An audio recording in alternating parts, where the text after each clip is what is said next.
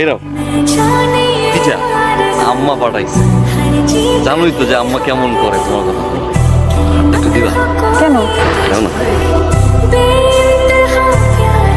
আমি যাই। হ্যাঁ, আচ্ছা দাও। ইস, আমার বয়ফ্রেন্ডটা যদি জাভেদ ভাইয়ের মতো হতো।